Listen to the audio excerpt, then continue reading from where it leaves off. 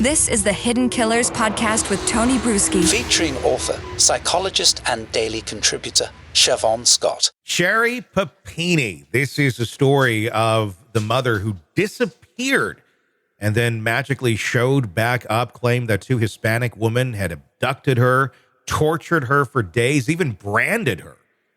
When she was found, she went back to her husband, rehabilitated, and they stayed together for several more years until the authorities finally put the pieces together and said, "We think you made it all up." And she did. And she went to prison. And now she's out. There's also a new documentary series out on Hulu called Perfect Wife, from the perspective of her former husband, Kevin Papini. And it's very, very fascinating to see it from his view and everything that he went through. Shavaun Scott, psychotherapist and author, joining us. I know you had a chance to take a look at that. What were some of your takeaways on that shocking documentary? I was shocked by the degree of her self-inflicted injuries. And it was just, I had followed the case a bit, and I knew she came back bruised, and we heard about the brand. I was thinking something tiny, but those burns were huge on her back.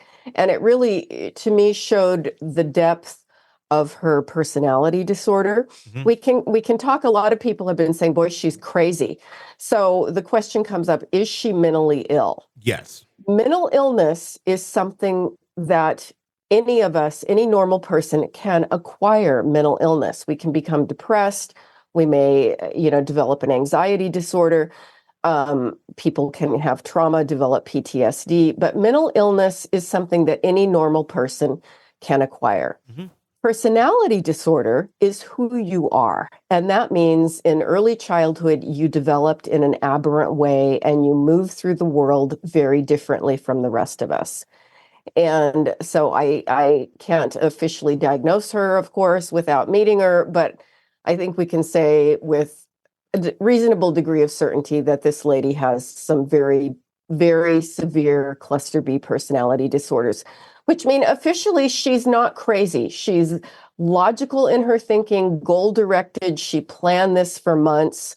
And to do this to your husband and your children is really, for those of us with normal personalities, something that we absolutely cannot fathom.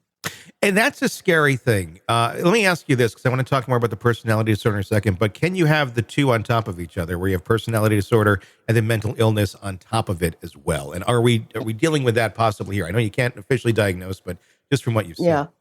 Yeah, you certainly can. I have to say, though, I don't see any evidence of something like psychosis or major depressive disorder. So if she has a layered mental illness, it's not apparent in her behavior. But the personality disorder is glaring. Is that because of the being cognizant of what she's doing? I mean, granted, it goes against the grain of everything that's sane, or that will be considered healthy or normal. Yeah. But it's calculated. It's as if in her mind, very calculated. What she is thinking, I'm assuming she's telling herself, and it's justified in her mind, as this is not wrong. This is an okay thing to do. And that's the thing that makes it, appear that there is not officially mental illness, because of the planning, the degree of detail, the way that she went about this, planning it for months in advance with burner phones and the layers of deception. This was a sane person. She knew what her goal was, as crazy as it sounds. Yeah. I mean, something like this, let's go way back and I'm going to talk more about the actual events when she was gone and those injuries and such. How would a personality disorder like this develop? Is this something that one can just simply be born with, and this is just kind of how your mind functions? Or is this something that would be more so kind of out of childhood, out of some sort of conditioning, out of some sort of abuse, things of that nature, that would lend it to this way of operating? Yeah, we're all a combination of genetics, biology, and childhood experiences. With this kind of personality problem, this particular cluster B category, we do think that child abuse and or neglect has a lot to do with it.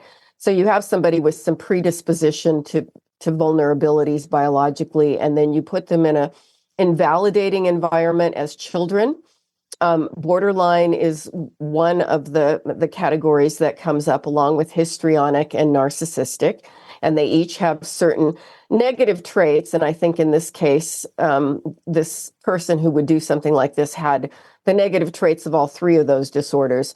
This probably did have a lot to do with childhood upbringing. Yeah, I mean, it seemed that, just on the surface, when you look at what her desires were, it was always for attention. It was always validation, trying to find validation. And quite often it seemed to really kind of focus on her appearance, if you will. Yes. And that's really what she kind of, I'm going to assume, and this is just my speculation, felt value in. And that seemed to be kind of it. There wasn't a lot of pride in anything else other than how she looks and her playing to the cameras of her wedding photos. I mean, they all look so beautiful and wonderful, but it's kind of one of those where you just look at the photos, even if you take the story out of it, you know nothing about it.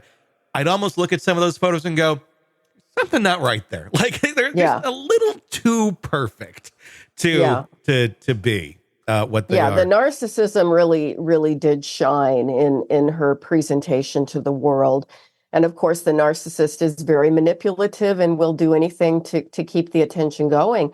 And then when you throw in the histrionic characteristics, and a person that's a less common personality problem, fortunately, but the histrionic person will go big. They will go dramatic. They will go above and beyond and do almost anything, even negative things, to have the eyes on them all the time. And so there were certainly features of that too. And then with the borderline, there's an unstable sense of self. And that's a person who's never really developed much of a core identity, but they role play. And they can appear very, very different depending on their mood at the time.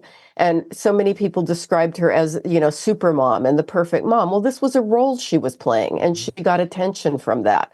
But clearly, this was not a person who really cared about her children in a very deep way. It was all superficial. It was all for, look at me, I'm a super mom, I'm a great mom. Give me the gratification of being this image that I want to be. I'm doing really good in this role.